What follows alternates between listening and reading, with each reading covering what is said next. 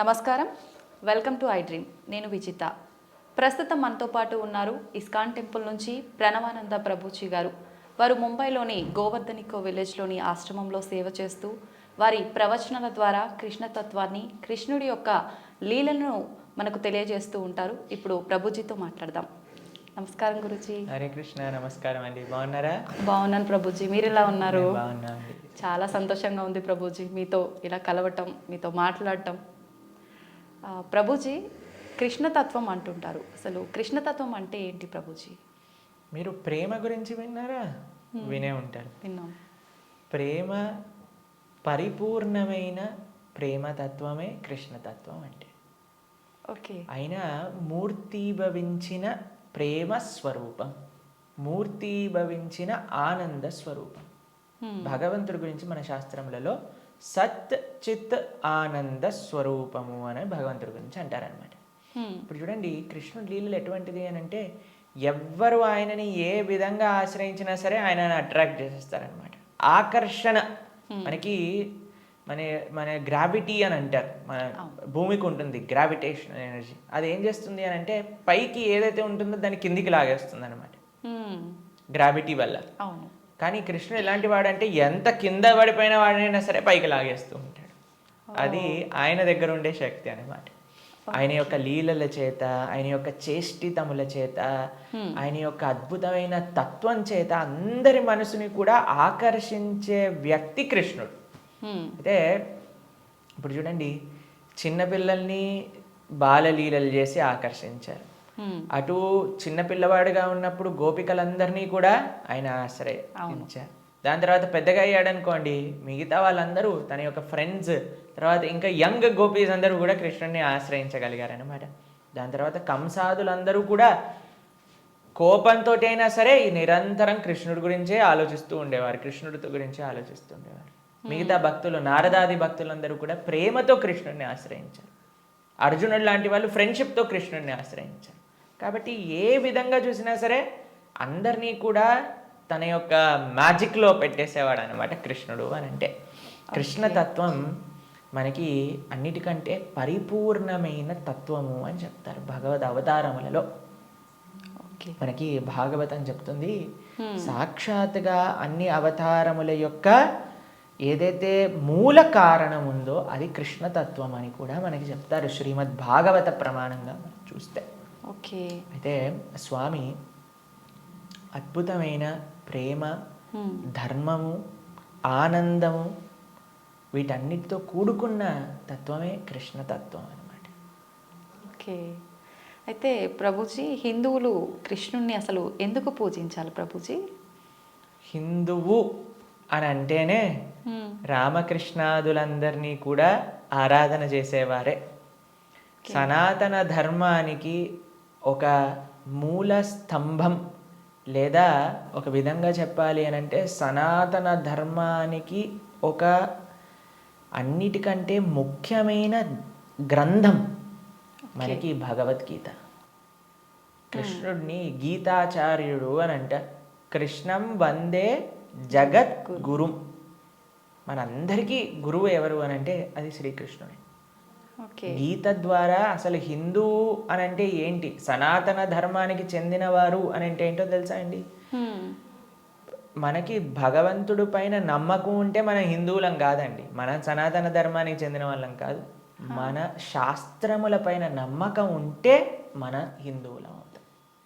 చాలా మంది అనుకుంటారు, మేము గుడికి వెళ్తామండి, మేము బొట్టు పెట్టుకుంటామండి, మేము భగవంతుడికి అగరబత్తి తిప్పుతామండి కాబట్టి మేము హిందువులం. Sorry sir, you are not Hindu. మనం ఎప్పుడైతే గీత, భాగవత, రామాయణాదులు అన్నిటినీ కూడా ఒప్పుకుంటాం అప్పుడు మనం హిందువులు అవుతాం అన్నమాట. ఎందుకంటే మనకి భగవంతుడి గురించి ఎలా తెలిసిందండి? మీ కృష్ణుడు ఉన్నాడు అని ఎలా తెలిసింది? భాగవతం నుంచి తెలిసింది. రాముడు ఎలా ఉన్నాడు అనేది తెలిసింది రామాయణం నుంచి తెలిసింది. మనం రామాయణము, భాగవతము, భగవద్గీత, ఉపనిషత్తులు, వేదములు వీటిని ఒప్పుకున్నప్పుడే మనం భగవంతుడికి నమ్ముతాము అని మనకి ఆచార్యులు చెప్తారనమాట.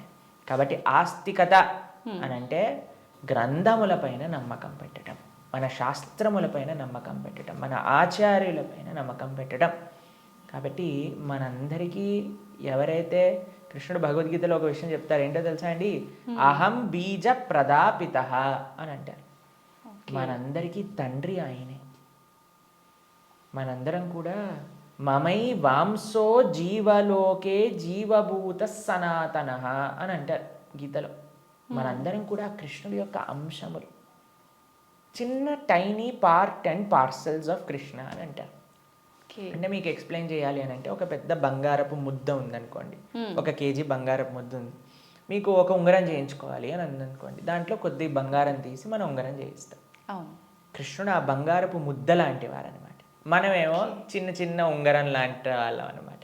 కాబట్టి మనకి కృష్ణుడికి ఉండే సంబంధం ఏంటి అని అంటే, జీవేర స్వరూపహోయ్ కృష్ణేర నిత్యదాస్. మనందరం భగవంతుడి యొక్క దాసులం, భగవంతుడికి సేవకులం అనమాట. కాబట్టి ఆయన సేవ చేయకపోతే ఇంకా మనిషే కాదు కదండి. దుర్లభో మానుషో దేహో తదపి దుర్లభమర్థతం మనుష్యత్వం ముముక్షత్వం వైకుంఠ ప్రియ దర్శనం. ఈ మానవ జన్మ లభించిందే భగవంతుని తెలుసుకోవడానికి. కాబట్టి ఆ భగవంతుడి ఆరాధన అనేది ప్రతి ఒక్కరూ తప్పకుండా చేయాలి. మన సనాతన ధర్మంలో కృష్ణ రామ ఆ యొక్క సేవ, వాళ్ళ యొక్క తత్వాలను మనం శ్రవణం చేయటం, వాళ్ళకి సేవ చేయటం అనేది చాలా ముఖ్యం. కాబట్టి ప్రతి ఒక్కళ్ళు కూడా చక్కగా కృష్ణుని ఆశ్రయించాలి, కృష్ణుడి యొక్క భక్తి చేయాలి. ఓకే. అయితే ప్రభుజీ, కృష్ణుడిని ఆరాధించాలంటే కృష్ణుడి విగ్రహం అనేది మనం ఇంట్లో పెట్టుకొని ఆరాధించాల్సి ఉంటుందా గురూజీ? అసలు ఎందుకు పెట్టుకోవాలి కృష్ణుడి విగ్రహాన్ని? కృష్ణుడి యొక్క విగ్రహం ఎందుకు పెట్టుకోవాలి అని అంటే, మనం మీకు ఒక విషయం చెప్తానండి. మీకు చాలా ప్రేమ ఉన్ని వ్యక్తిలోని ఎవరైనా ఉన్నారనుకోండి, మీరు ఏం చేస్తారు? మా కాలేజ్లో మేము ఇంజనీరింగ్ చదువుకునేటప్పుడు చూసేవాళ్ళం అనమాట. ఎవరికైనా గర్ల్ ఫ్రెండ్ బాయ్ ఫ్రెండ్ ఉన్నారనుకోండి, వాళ్ళు ఏం చేస్తారు తెలుసా? స్క్రీన్స్ ఎవరిపైన వాళ్ళు ఫోటో పెట్టుకునేవారు అనమాట. అదే అడుగుని, అరే వీళ్ళెవరు అంటే, వీళ్ళు నా గర్ల్ ఫ్రెండ్, వీళ్ళ బాయ్ ఫ్రెండ్ అని చెప్తూ ఉండేవారు. తర్వాత మేము ఎప్పుడైనా వాళ్ళకి రూమ్కి వెళ్ళాం అనుకోండి, రూమ్లో కూడా వాళ్ళ ఫోటోలు ఉండేవి. దాని తర్వాత ఎక్కడ పర్సులో చూసాను, పర్సులో కూడా వాళ్ళ ఫోటో ఉండే.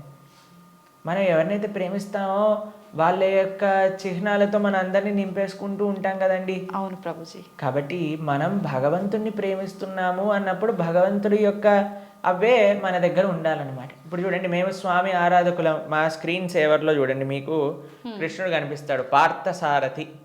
ఇక్కడ లోపల తీసిన మా ఆచార్యులు కనిపిస్తారు. కాబట్టి ఎక్కడ ఉన్నా సరే కృష్ణుడితో మనం నింపేసుకుంటాం అనమాట. కృష్ణుడు మనకి ఎల్లప్పుడూ గుర్తుండాలి. చాలామంది అంటారు, ప్రభుజీ మాకు కృష్ణుడు గుర్తు రావాలి, రోజంతా మేము కృష్ణ స్మరణలో ఉండాలి అని అంటే, భగవంతుడి యొక్క నామం జపం చేయటం, భగవంతుడిని ఆరాధన చేయటం అనేది చాలా ముఖ్యం. ఓకే. కాబట్టి ప్రతి ఒక్కళ్ళు చాలామంది భయపడిపోతూ ఉంటారు, ప్రభుజీ ఇంట్లో విగ్రహం పెడితే ఆయనకి 3 పూట్ల నైవేద్యం పెట్టాలా అని అంటే, మరి స్వామి మనకి తినడానికి తిండి ఇచ్చింది, మీకు శరీరం ఇచ్చింది, పీల్చడానికి గాలి ఇచ్చింది, చూడడానికి కన్నులు ఇచ్చింది, శక్తినిచ్చింది, మనసునిచ్చిందేమో ఆయనకు పెట్టడానికి మనకి పెద్ద బాధ. ఆయన నుంచి అన్ని వాడుకోవడానికైతే అప్పుడేం అడగట్లేదు, ప్రభుజీ మేము ఇంత వాడేసుకుంటున్నాం కృష్ణుడి దగ్గర నుంచి అని ఎవరు అడగాల్సిన అవసరం లేదు. కానీ కృష్ణుడికి ఇచ్చేటప్పుడు మాత్రం 3 పూటలా పెట్టాలా అండి నైవేద్యము అని అడుగుతారు. నిజంగా అలా పెడితేనే కృష్ణ పరమాత్ముడు మనందరినీ అనుగ్రహిస్తాడా ప్రభుజీ? మీరు ఒక్క విషయం చెప్తానండి. మీ ఇంటికి ఒక గెస్ట్ని తీసుకొచ్చారు.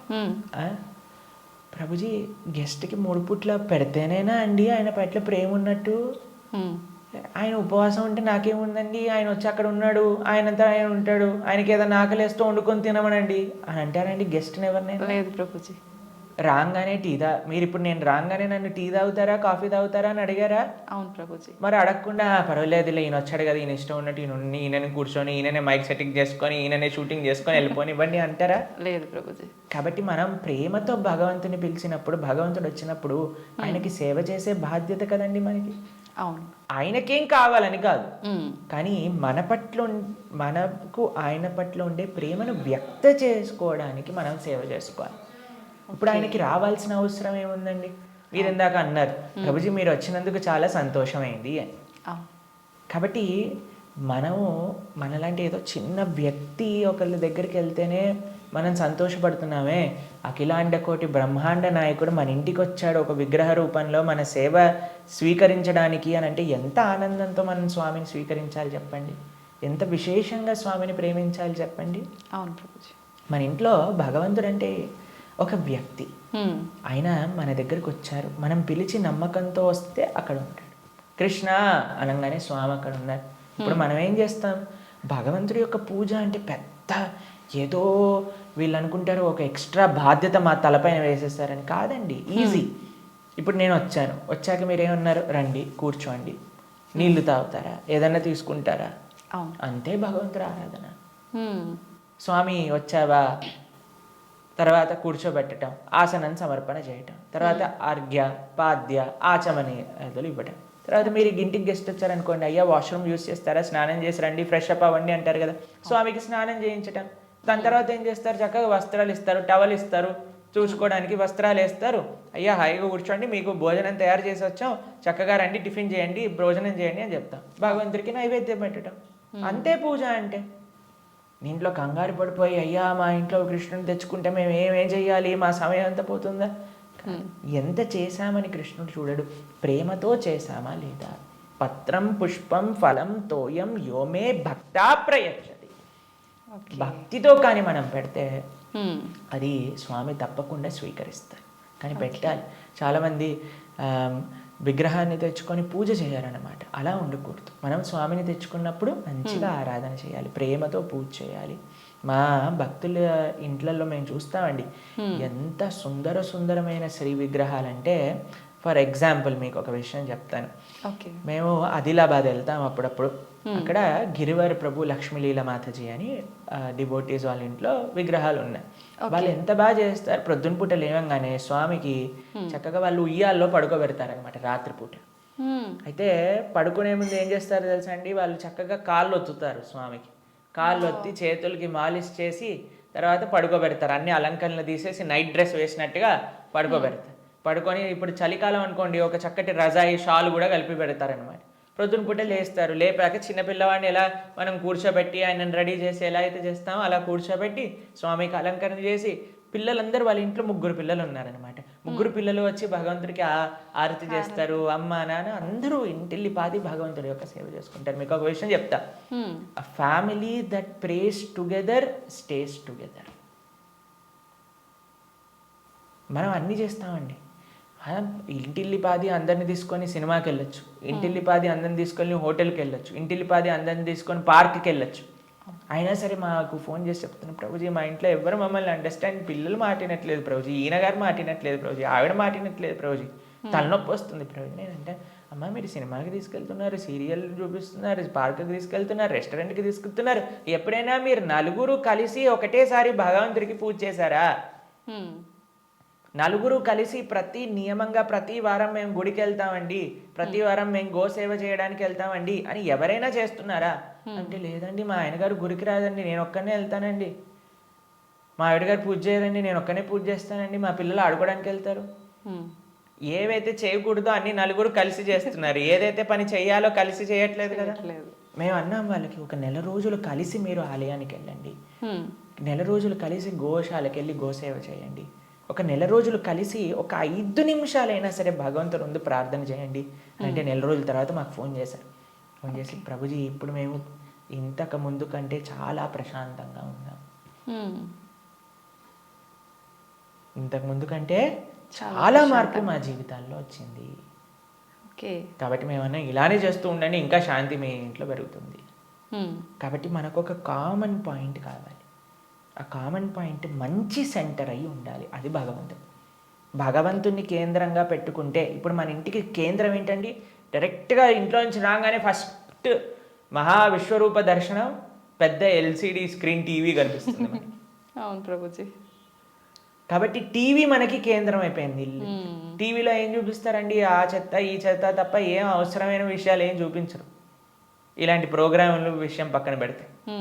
కాబట్టి మనిషికి ఏది మంచిదో అది మనకి కేంద్రంగా ఉండాలి. ఇప్పుడు దురదృష్టవశాత్తు టీవీలు కేంద్రం అయిపోయాయి ఇంటికి. ఎంత పెద్ద టీవీ ఉంటే అంత గొప్ప స్టేటస్ నీది అని చెప్పుకునే వాళ్ళు కూడా తయారైపోయారు. మేము ఒక భక్తుల ఇంటికి వెళ్ళాం. జనరల్గా భక్తుల ఇంట్లలో టీవీలు చూడం మేము ఎప్పుడు కూడా.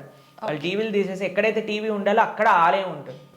మా ఇంట్లో కూడా టీవీ ఉండదండి. మా ఇంట్లో హాల్లోకి వెళ్తే ఫస్ట్ కనిపించేది మీకు మా పూజా గది, మా ఆరాధన మూర్తులు అన్నీ కూడా కనిపిస్తూ ఉంటాయి అన్నమాట. డెలిబరెట్లీ మేము అసలు టీవీ పెట్టలేదు హాల్లో, ఎందుకంటే అందరికీ కేంద్రం భగవంతుడు ఉండాలి అట్లీస్ట్ అని.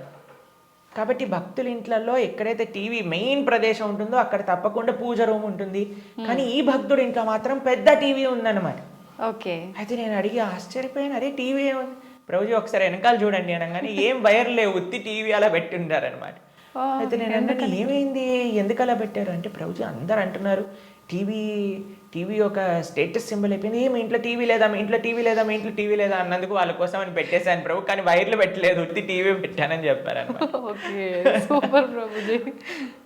కాబట్టి ఇప్పుడు చూడండి, మన జీవితంలో దేన్ని మనం చూస్తూ ఉంటే, దేన్ని మనం వింటూ ఉంటే, దేని గురించి మనం మాట్లాడుకుంటూ ఉంటే, దేని గురించి మనం తలుస్తూ ఉంటే అలా మన మనసు అయిపోతుంది. ఓకే. మీరు చెడు విషయాలు వింటూ, చెడు కార్యక్రమాలు చూస్తూ, అనవసరమైన అక్కర్లేని గొడవలు, మన ఇల్లు ఎంత ప్రశాంతంగా ఉన్న సీరియల్లో మనం గొడవలు చూస్తూ ఉంటే ఆ గొడవలు మన ఇంట్లోకి కూడా వస్తాయి ఒక రోజున. ఎందుకంటే అదే కదండి మన మనసులో దింపేది, అదే కదా మన మనసులో అంత నాటుకుపోయేది. నేను చిన్న చిన్న పిల్లల్ని చూస్తాం, అప్పుడప్పుడు విచిత్రమైన స్లాంగ్లో మాట్లాడతారు. ఓయ్ ఏంట్రా ఇది ఎక్కడ పట్టుకున్నావు నువ్వు అని అంటే, ఆ సినిమాలో అలా మాట్లాడా హీరో. ఓకే. మేము స్కూల్లో చదువుకుంటున్నప్పుడు మాకు గుర్తుందనమాట, ఒకసారి మేము ఒక బర్త్డే పార్టీకి వెళ్ళినప్పుడు మా ఫ్రెండ్ ఇలా షర్ట్ టక్ చేసుకుంటారు కదా, ఒకవైపు వదిలేశాడు అనమాట, ఒకవైపు టక్ చేసుకున్నాడు. నేను ఒరే నువ్వు ఇంకో వైపు టక్ చేసుకుంటా మర్చిపోయావురా అని అంటే, అది కాదు ఇప్పుడు ఇది లేటెస్ట్ ఫ్యాషన్ అని అన్నారు. ఎక్కడ చూసావు నువ్వు అని అంటే, సినిమాలో చూసాను. కాబట్టి ఏదైతే చూస్తామో మనం దాన్ని అనుకరిస్తాం, ఏదైతే వింటామో అదే మనం అనుకరిస్తాం. కాబట్టి మేం చెప్పేది జనాలకి ఏంటి అంటే, మంచిని చూడండి, మంచిని వినండి కదా, మంచి విషయం గురించి ఆలోచించండి. భగవంతుడి కంటే మంచి విషయం ఏముందండి ఈ ప్రపంచంలో? అవును. కాబట్టి మన ఇంట్లో మంగళకరంగా ఉండాలి అని అంటే, ఇక్కడ చూసినా భగవంతుడి గురించి ఉండాలి, ఇక్కడ చూసినా భగవత్ స్పృహ అనేది మనకు కలగాలి. మా ఇంటికి వచ్చిన వాళ్ళందరూ ఏమంటారో తెలుసా అండి, ఈ ఇల్లుకి ఉత్తి గోపురం తక్కువ, ఆలయమే సాక్షాత్తుగా అని అంటారు. మా అమ్మ వాళ్ళు ఉండే ఇల్లు మా ఇల్లు అని అంటే, మేము ఉండేది ఆశ్రమంలో. కానీ మా పేరెంట్స్ అండి, ఎక్కడ చూసినా మీకు ఎటువైపు చూసినా కృష్ణుడు కనిపిస్తూ ఉంటాడు, కృష్ణుడి యొక్క వివిధ లీలలు కనిపిస్తూ ఉంటాయి.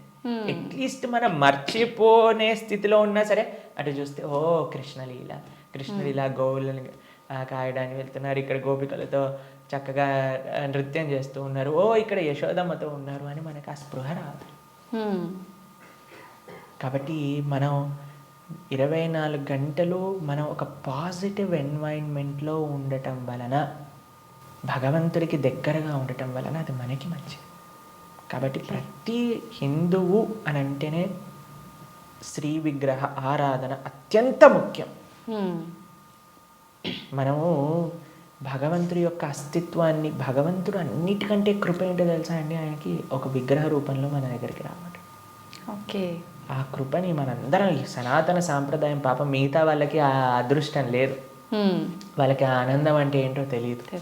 కానీ మన సాంప్రదాయంలో ఆ విగ్రహ ఆరాధన, ఆ సేవ, భగవంతుడికి ఆ ప్రేమపూర్వకమైన సేవ చేస్తే అండి, అసలు దానికంటే గొప్ప ఆనందం ఈ ప్రపంచంలో ఇంకొకటి లేదు.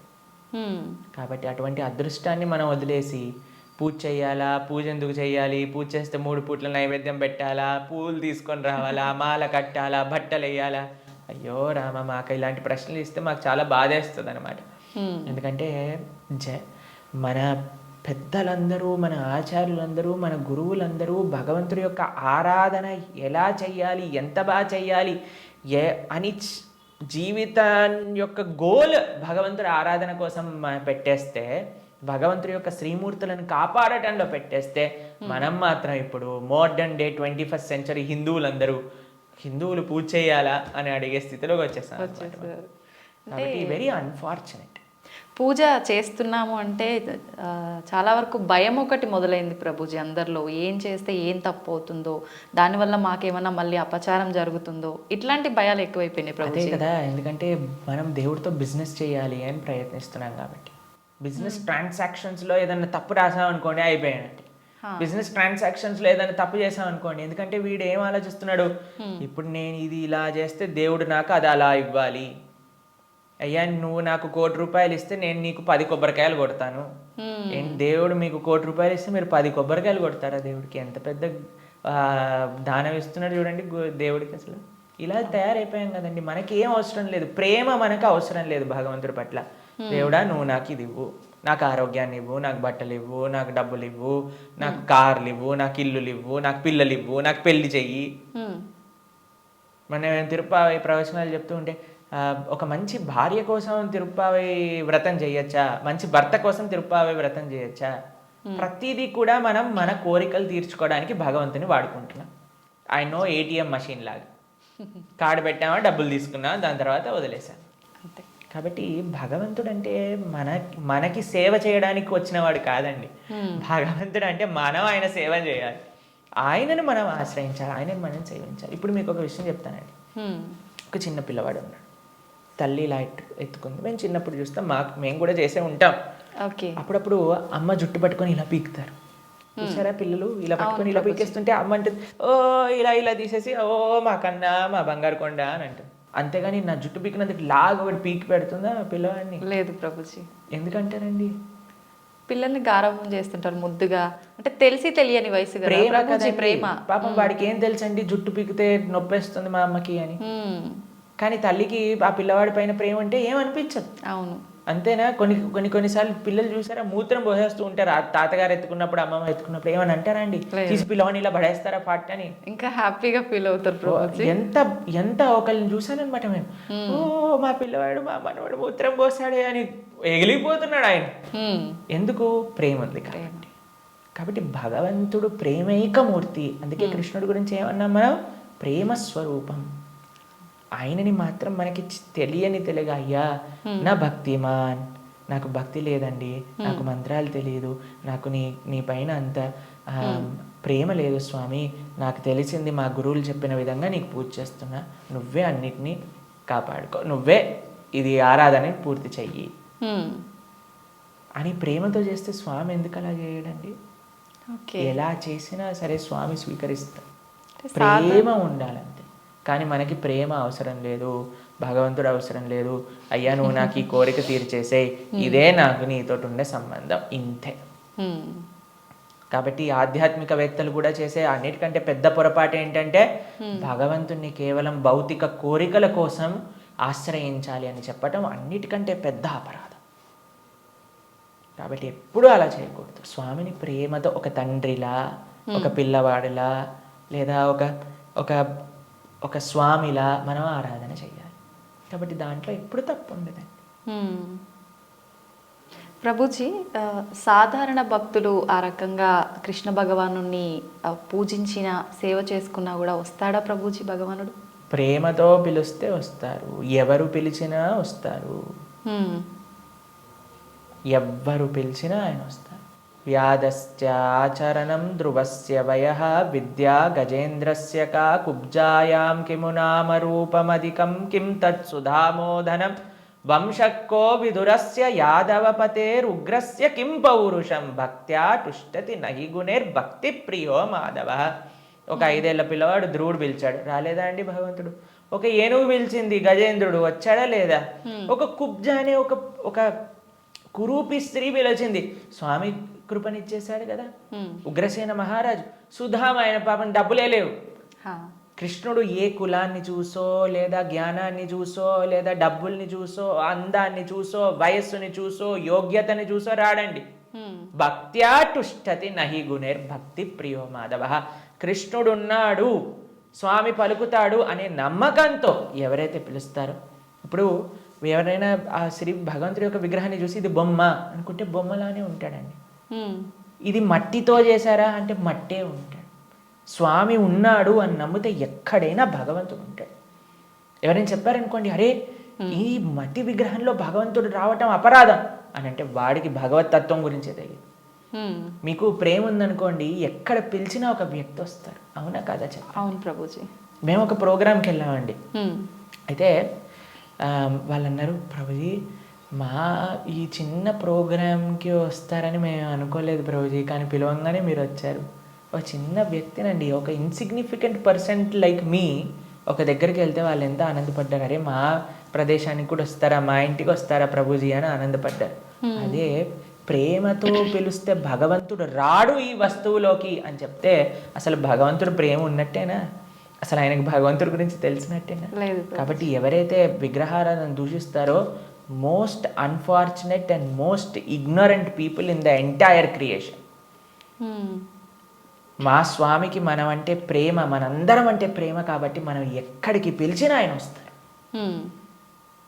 కాబట్టి ఆ ప్రేమ ఎవరు పిలుస్తారు అని కాదండి, ఎవ్వరు పిలిచినా సరే ప్రేమతో నమ్మకంతో కృష్ణుడు ఉన్నాడు. ద్రౌపదీదేవి పిలిచినప్పుడు రాలేదా అండి? ఏమైనా చూసుకున్నాడు ఆయన? యోగ్యతలు ఏం చూసుకోలేదే. ఎవ్వరు పిలిచినా ఆయన వస్తారు అనమాట. ఆయన రెడీగా ఉంటారు. ఆయన ఇలా ఉంటాడు, రెడీ టు జంప్ అన్నట్టుగా. ఎవరు పిలుస్తారు, ఎవరి దగ్గరికి వెళ్ళాలి అని. కానీ మనం ఏం చేస్తామండి, మన సంరక్షణ మనం చూస్తాం. అయ్యా నేను ఎలా నన్ను కాపాడుకోవాలి అని చూసుకుంటాం. కాబట్టి ఆయన హ్యాపీగా అక్కడ ఉంటారు.